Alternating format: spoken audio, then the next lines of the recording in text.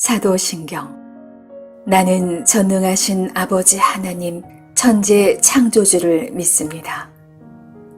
나는 그의 유일하신 아들 우리 주 예수 그리스도를 믿습니다. 그는 성령으로 잉태되어 동정녀 마리아에게서 나시고 본디오 빌라도에게 고난을 받아 십자가에 못 박혀 죽으시고 장사한 지 사흘 만에 죽은 자 가운데서 다시 살아나셨으며 하늘에 오르시어 전능하신 아버지 하나님 우편에 앉아 계시다가 거기로부터 살아있는 자와 죽은 자를 심판하러 오십니다.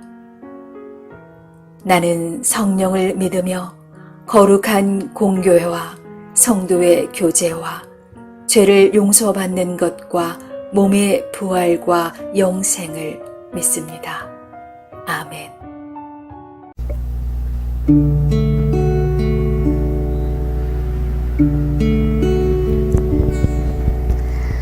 나 주님의 기쁨 되기 원하네. 내 마음을 새롭게 하소서. 새 부대가 되게 하여 주시어 주님의 빛 비추게 하소서. 겸손히 내 마음 드립니다. 나의 모든 것 받으소서.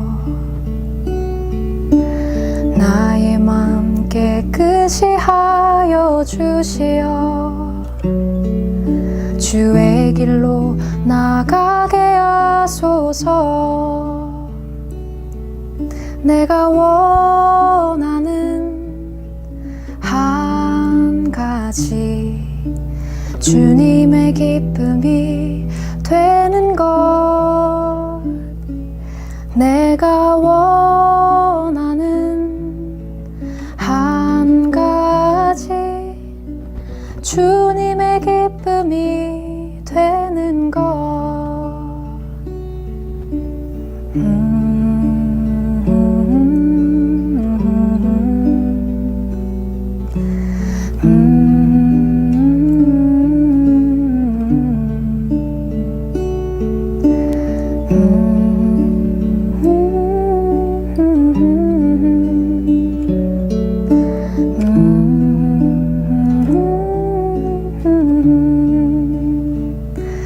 내가 원하는 한 가지 주님의 기쁨이 되는 것. 내가 원하는 한 가지 주님의 기쁨이 되는 것. 주님의 기쁨이 되는 것. 제79편 아삽의 시.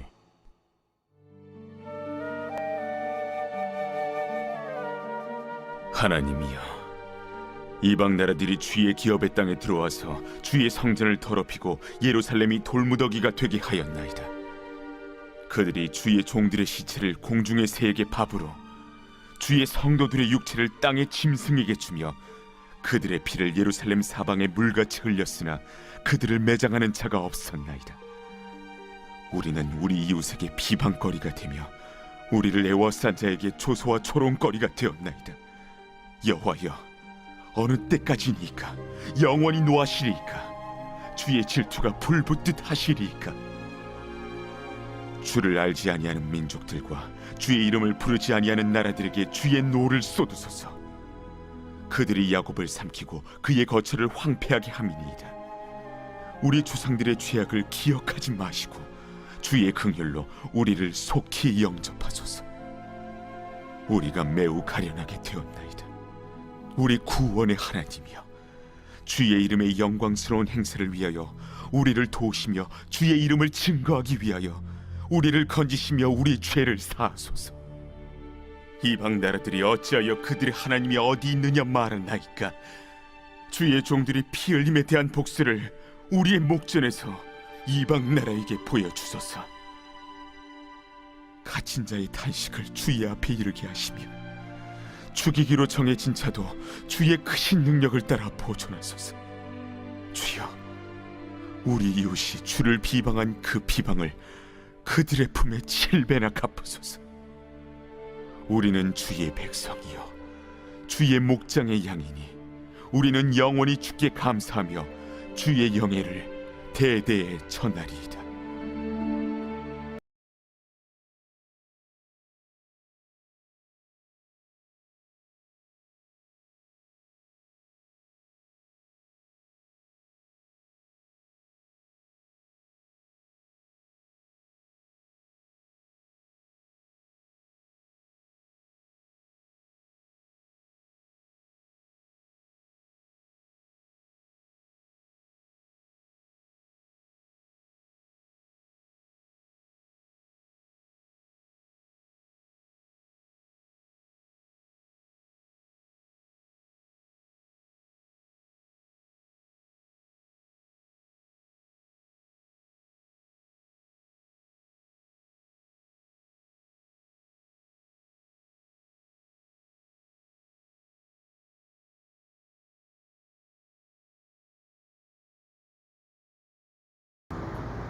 샬롬, 반갑습니다.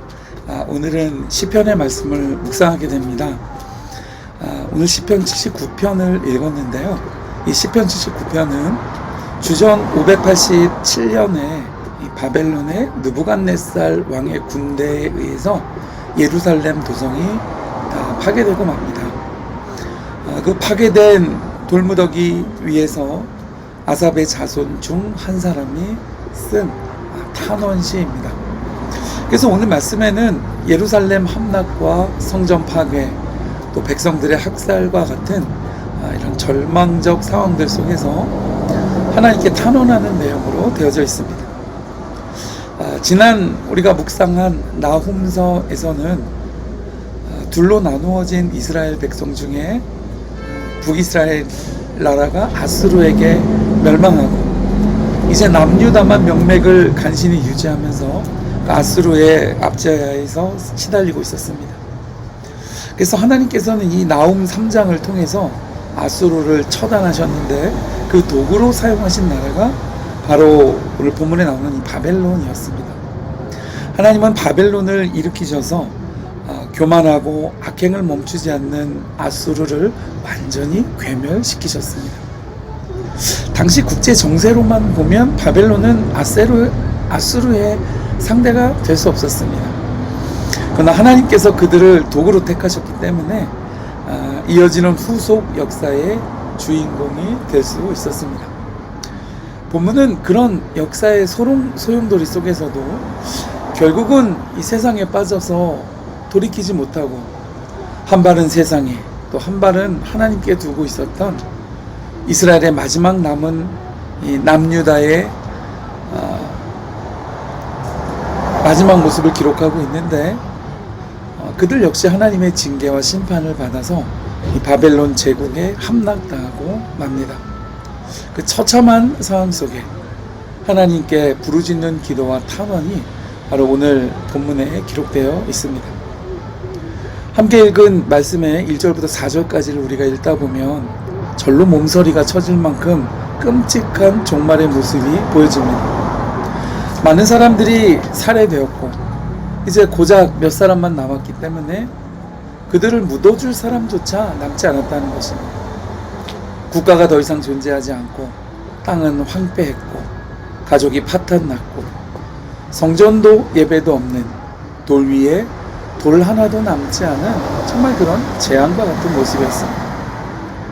오늘날 우리는 이런 재앙을 아마 경험해 본 분은 거의 없을 것입니다. 시편 73편이나 또 77편에 보면 이런 암울한 때에 하나님을 찾고 그분을 의지함으로 이제 이런 상황을 극복할 수 있다라고 노래하고 있습니다만은 그러나 오늘 79편에서는 적어도 이 4절까지를 읽으면서 정말 회복할 수 있을까? 탄식만 있을 뿐 그 어떤 대안도 찾을 수가 없습니다. 하나님의 백성일지라도 그분의 계명과 공의와 의와 거룩한 하나님의 길에서 떠나서 끝내 돌이키지 않으면 아수르의 이 마지막 처참한 멸망과 같이 그 진노의 불길이 예외 없이 임한다 하는 것을 보여주는 말씀이 아닐 수 없습니다.